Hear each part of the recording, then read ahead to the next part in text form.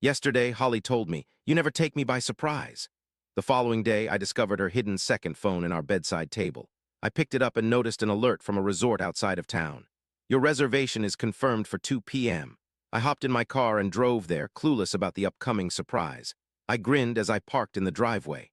My business trip had ended unexpectedly early, and I was already imagining Holly's reaction when I walked through the door. I held her favorite lilies in one hand and a box of pastries from the bakery nearby in the other. Quietly, I used my key to enter our house. The entire house was pitch black at 8 p.m. Holly had informed me she'd be spending the night watching shows. I walked through every room but found nobody. I dialed her number on my phone. After a long wait, the screen displayed that she declined the call. I furrowed my brow and sent a brief message. "Where are you?" She didn't respond. Time dragged painfully. I roamed the vacant lounge room repeatedly, time slipping by first an hour, then another. Making another attempt to reach her proved futile as her phone was out of service. At 11:30, a vehicle parked outside. As the key turned in the lock, I stood in the hallway. Holly seemed startled at my presence and her complexion drained. "Gary, why haven't you left on your trip?" she asked, her voice slightly trembling. "I chose to return early to surprise you," I replied softly. "Why were you rejecting my calls? Where were you?" "Oh, love," Holly answered hurriedly, moving in to embrace me.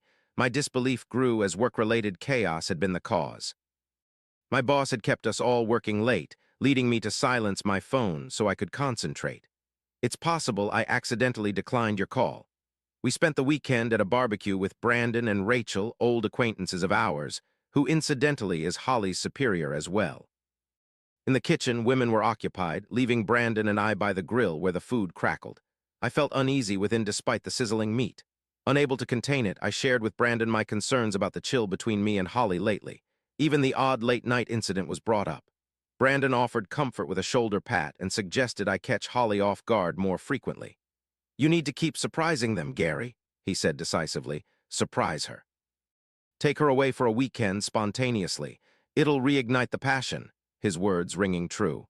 That same evening, Holly and I were lounging on the couch when she expressed frustration that I never did anything unexpected for her. "We're in a rut, Gary," she lamented. "Brandon is always coming up with surprises for Rachel, whisking her away on romantic vacations." His actions served as a reminder, especially after our conversation earlier that day. That night following our bedtime, her phone illuminated vividly in the darkness. Holly appeared engrossed in a text conversation, chuckling softly at the screen. I inquired, "Who are you having such an amusing discussion with at this late hour?" While supporting myself on my elbow, Holly seemed startled. "No one, just work-related messages," she mumbled, exiting the bed and securing herself within the bathroom with her phone. The muted tapping on the screen persisted for a considerable duration. A chill ran through me. Days turned into a nightmare as I observed Holly locking herself in the bathroom more frequently with her phone, returning home late from work and distancing herself further. Eventually, I couldn't contain my curiosity any longer. When she momentarily looked away, I directly asked her, "Holly, what's going on? Is there someone else?" It seemed as though she had been anticipating this question. She became defensive, accusing me of being paranoid and concocting tales out of thin air. "Display your phone if you have nothing to conceal," I challenged. She outright rejected me, created a commotion, and accused me of not trusting her and violating her privacy. A few days later, she returned home late once more. As soon as she entered, we erupted into a heated argument. During the dispute, Holly flung her phone onto the bed, daring me to look if it brought me comfort. "Go ahead, do it if it makes you feel better. You're crazy." I seized it and opened her messages, but what I discovered was disheartening. Almost everything had been erased. The conversations appeared incomplete, and some of the remaining messages made no sense. She had obviously planned for this. Later that night, while Holly was showering, I silently picked up her unlocked phone and began scrolling through her contacts. Among the usual names, I suddenly noticed one that seemed unusual, just a brief set of initials instead of a name. My heart raced. I took a deep breath and dialed the number. In the stillness of the room, a buzzing sound began. From Holly's bedside table emerged a discernible vibration. I stood motionless, then cautiously drew open the drawer. At the base, concealed beneath a pile of publications, was a hidden phone one I hadn't known about before. With hands trembling, I gently picked it up and attempted to unlock it, but the screen demanded a password. The sound of flowing water ceased. In haste, I replaced both phones and shut the drawer. Now I was certain my wife was concealing something from me. On Saturday morning, Holly stirred me awake with commotion. She matter-of-factly mentioned work was hectic once more, and she urgently needed to reach the office. While she was showering, I sprang from bed and headed straight for the nightstand. I hastily opened the drawer and rummaged through the magazines, finding nothing. The hidden phone was missing. I tiptoed down the hall and unzipped her handbag. There inside was the second phone. I picked it up, and at that very instant the screen illuminated with a fresh notification. On the lock screen message read, "Reservation confirmed at 2 p.m. My stomach sank. I scrutinized the sender and swiftly searched it. It was an upscale spa resort approximately an hour from the city. After Holly departed, I phoned her agency, which remained unanswered for a while before picking up with our offices closed on weekends. She had deceived me all along. Unable to stay put, I snatched my keys, hopped in the car, and sped towards the given location. I needed to arrive swiftly. I parked at the fringe of the hotel lot beneath some tree's shadow and waited. Scanning rows of vehicles, my gaze settled on a familiar SUV, Brandon's, my friend and Holly's superior. My mind whirled. What was he doing here? The response followed in a few minutes. Holly's car glided into the main entrance, but she didn't emerge alone. Brandon was by her side, carrying a sizable bag of food. They were jovial, discussing something and strolling toward the entrance without a worry. The harsh reality struck.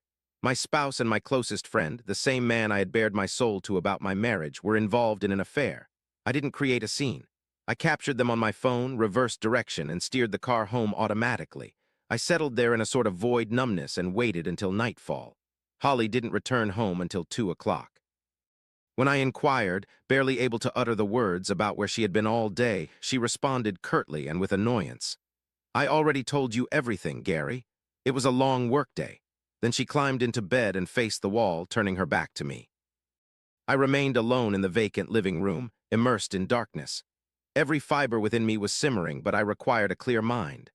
My initial impulse, wait until dawn, hurl every accusation at Holly and confront her about it, diminished swiftly. If I acted now, she would react as she typically does, branding me as a paranoid lunatic and retaliating harshly towards me. She could claim the appointment was an urgent work meeting, then erase whatever was on her hidden phone.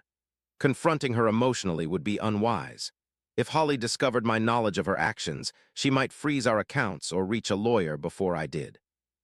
I needed to stealthily gather evidence, scrutinize our financial documents, and establish a strong basis for the divorce proceedings. As for Brandon, he'd leave unscathed with no repercussions. He would continue seeing my wife and smile at me as if nothing transpired. The thought nauseated me. I recalled our conversation at the grill, his insincere sympathy, friendly pats on the back, advice to surprise her more. His behavior was repugnant, cynical, and hypocritical. Clearly, Brandon believed he was the most intelligent in the room. He wasn't merely having an affair with my wife. He was advising me on ways to keep her content. Suddenly, a realization struck me like a shockwave. Brandon thought he was the smartest man in the room. Pondered over Rachel, Brandon's spouse. For years, our couple shared a close bond. Rachel was a sincere woman, wholeheartedly convinced of her flawless marriage. Unbeknownst to her, Brandon was secretly engaged in an affair with my wife. My knuckles turned white. Rachel didn't deserve the deceit she was subjected to. It was past time to orchestrate a shocking revelation for Holly and Brandon. I waited until both were at work on a weekday, then drove to Rachel's residence. Every beat of my heart echoed in my ears as I climbed up her front steps. Rachel opened the door, her expression mirroring true astonishment. I asked for permission to enter. We settled in the living room, and I presented her with the facts. I spoke about the hidden second phone, the hotel booking, and the evidence I'd personally witnessed in the parking lot. Subsequently, I drew out my phone and played the video I had captured at the resort. Rachel stared at the screen, her complexion draining away. Initially, she resisted accepting it. She kept denying it, insisting it must be an error or misconception. However, I carefully explained the details to her. Eventually, she fell silent and stared blankly ahead. Later, she whispered that Brandon had been returning home late often. She had assumed it was work-related. We began discussing our next steps. I openly declared my intention to file for divorce. I had substantial evidence of his infidelity. All I needed was a skilled, seasoned lawyer. I wanted to safeguard my assets and ensure Holly didn't receive an unfair share. After all, I had financed the house and contributed the majority of our savings from grueling business trips over the years. Rachel offered a bitter smile. It transpired that the advertising agency Brandon managed was funded by her parents' money. Her share in the company was registered under her name and held the controlling interest. She held significant influence among the fellow partners. In truth, Brandon was merely a contracted manager. This warranted me to scrutinize his professional behavior with the partners, she declared sternly. Holly, being Brandon's immediate subordinate, made an affair between a supervisor and employee a matter of grave corporate ethics, not just a personal indiscretion. The partners could dismiss him from leadership for this without delay. Rachel and I resolved to act unitedly, maintaining composure, avoiding unnecessary emotion. That very day, I secured the services of an experienced divorce lawyer with a stellar reputation and provided necessary documents. The attorney advised me to maintain normalcy at home, avoid questioning Holly about anything. Thus, I had to play the part of an unaware spouse, endure dinners, engage in trivial conversations, and feign belief in her continuous tales of work overload. A few days later, Rachel and I met again at a secluded restaurant on the outskirts of town to discuss ongoing developments. Rachel appeared rattled, yet her gaze held a steely resolve. She disclosed that she had confronted the agency's top partner about Brandon's affair with his subordinate Holly. The senior partner recognized the potential disaster this could bring to the agency. With Brandon's actions sealing his own downfall, an urgent meeting of the partners was convened, and each one voted to oust Brandon from his role as managing director, effective straight away. Rachel mentioned, with a hint of schadenfreude, that the dismissal order had already been drafted. All that remained was for her to deliver it personally to her husband. To add insult to injury, their family lawyer was diligently preparing divorce papers. The majority stake in the agency had always been under Rachel's exclusive control and was legally registered before the marriage. This meant Brandon held no claim over the business during the divorce proceedings. Our final move with Rachel was still pending.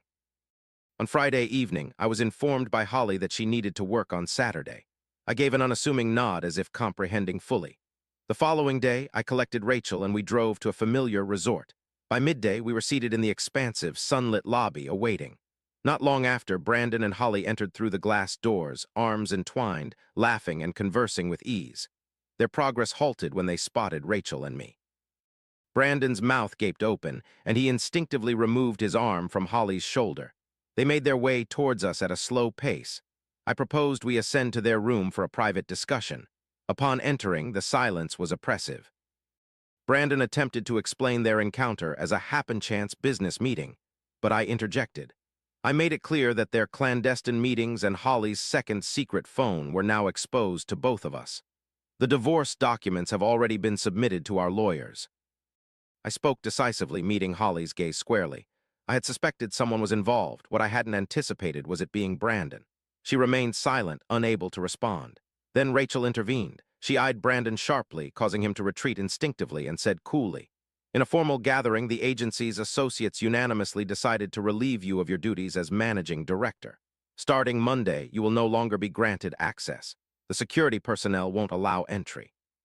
Since my family controls the majority shares in the company, you depart with nothing." Rachel and I turned towards the door. "Holly, you were correct," I said as we left. "I never managed to catch you off guard. I hope this revelation lingers with you forever." We exited through the hallway and closed the door behind us. Rachel and I headed for the parking lot, climbed into the car, and drove away from that location.